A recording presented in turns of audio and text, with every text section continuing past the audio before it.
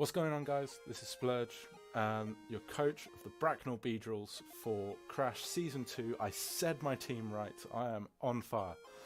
You've got no idea how many times I've had to restart that. So this is Krash Season 2.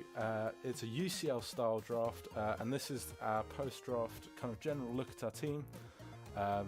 And yes, so UCL style, we got to choose our draft positions. I chose the 11th spot out of 12. The wheel had already been taken. I would have wanted wheel because I always enjoy going wheel pick. But yeah, so going into the first round, I picked up Mega Morwar, Little Monster. The recurring theme here is that I haven't really used many of these mons before, and I really wanted to give them a try. So I got Mega Morwar, the monster, the machine, with its base 210 attack if you include huge power when it's megaed. This thing is a monster. It has a huge move pool. It's got some nice tech in the back if you need it, which I want to bring at some point. But yeah, this is, I just saw it and was like, yes, this is mine, Wah. But so yeah, having kind of semi back-to-back picks, I then also kind of wanted to see whether I could get something that really complemented Morwal, that let Morwal really just smash through teams, just pile drive them. And so what better to choose than Doug Trio? Figure it out. I was going to say Arena Trap, figure it out, mate. But yeah, so this deals with a lot of the issues that Morwar has, kind of for walls and counters, and generally, without giving away too much of kind of my general plan this season, I want to just be able to coax in the sort of mons which cause Morwal issue, take them out with Doug Trio, and then let all hell break loose, basically. But yeah, so this is also one of my Z captains with base 120 speed, and I think it's base 100 attack. Yeah, base 100 attack. This thing is nice, it's quick, it's one of my two quicker mons in the team. I'm looking to maybe change up the team. Not certain yet, I'm going to see how it goes for the first couple of weeks. But my draft is a little bit on the slow side. But yeah, so this is one of my Z captains. It's got a couple of fun possible Z moves to run. I'm going to enjoy surprising people with. But yeah, so Doug Trio was my second pick. We then waited a while, and so I was in two minds to go straight down to go pick some lower tier picks and fill out all of that before everything disappeared. But I thought that so NU and RU were so stacked that I didn't really need to go rushing for it. So I instead went for one of the, somehow it just went under the radar and nobody saw it. But so Hooper Unbound, Hole in Your Heart. Oh, he's going to be punching that hole in your heart, mate, with those six fists. But yeah, so Hooper Unbound, just look at those stats, just look at them. Minus maybe possibly the defense and speed, they're a bit substandard. But yeah, this thing is a monster. It is. You look up the definition for Wall Breaker, and Hooper Unbound is staring at you there with its huge gleeful smile. With base 160 attack and base 170 special attack, this thing can run mixed any day of the week. It can go special, it can go physical. It really enjoys having choice items put on it, but it also has setup. Generally just a humongous threat. And it has the widest move pool probably of any mon on my draft. It just has absolutely everything. But yeah, so moving into my fourth round pick, I kind of wanted to snap up my fast electric. I really wanted the quintessential fast electric, and I wanted something that's been given a bit of a hard rub recently because I think it's underrated. I think that it should get more praise than what it gets, and that is Raikou. One of the legendary dogs This thing is such a nice one. I love its design. Base 115 speed as well, so it's relatively speedy. Well, I say relatively, it is really speedy. And then it has a lot of nice tech to its move pool. This, of course, is called Hook. Points to anybody who is able to spot the theme to the names in my draft. But yeah, so Raikou, it's here to make a statement, to show that it's better than what it's been, than the reputation it's been given. However, my next one doesn't need any kind of forethought, doesn't need any sort of hyping up. It is simply Darmanitan. Yeah. Darmanitan. You can be guaranteed to bring 7 red ones. Maybe. Certainly. But yeah, this thing just... It feeds off the fear that it instills in other coaches. It does so much with so little. I mean, admittedly, that attack stat. Oh, that attack stat. But yeah, so this should be good fun to bring and use and abuse.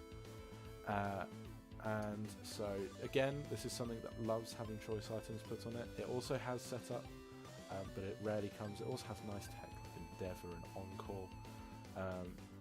Those might be turning up. They actually might be turning up at some point. That's actually kind of nice. I missed that. But yeah, so Line Darmanitan is here. It's here to take lives, take names, kick butt, or take butt and kick names, as the Guardians know it. And then so we get into Splurge actually trying to make some sort of defensive core as well for the team. And so we get my, where are we? 6th round pick, Mandibuzz, out of the black. Funnily enough, I've never used this. I've really wanted to help for the number of issues that it's caused me in the past. It's got solid defensive stats with base 110 HP, 105 defense and 95 SPDF. It also comes with a couple of nice supportive moves, partly why I chose it. But yeah, I mean, there's a little bit of tech to its abilities, but it's mostly just going to be speak and spell. And then we get into where kind of everything, in my opinion, these final 5, well, 4 of the 5 of my final 5 picks really make the draft. So for my 7th round pick, I went for Jellicent, Bloodhands. This thing, again, solid mon. It's got lots of really nice tech and heat.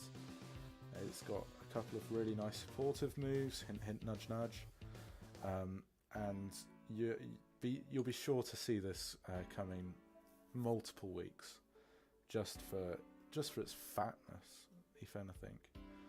But yeah, then moving into my 8th round pick, I picked up Cryogonal. This helps with generally, like, my draft is kind of scarily ground weak, but this really helps alleviate that. It's our second set of hazard removal, which kind of helps everything get along. It has explosion even for that pitiful attack stat. It gets freeze dry, gets ice beam, gets ice shard knockoff. All of the things which you'd expect, all the things that you'd like to see. Yeah, this, of course, Cryogonal is called Sleep. You'll be sure to see Yawn on it once.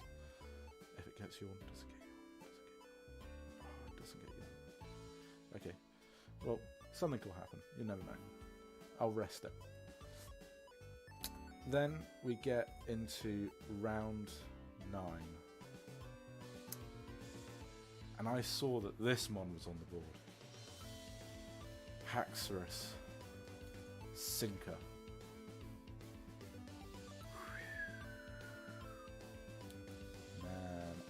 happy that I got this. So as you may or may not be able to see, my team is quite physically attacking biased.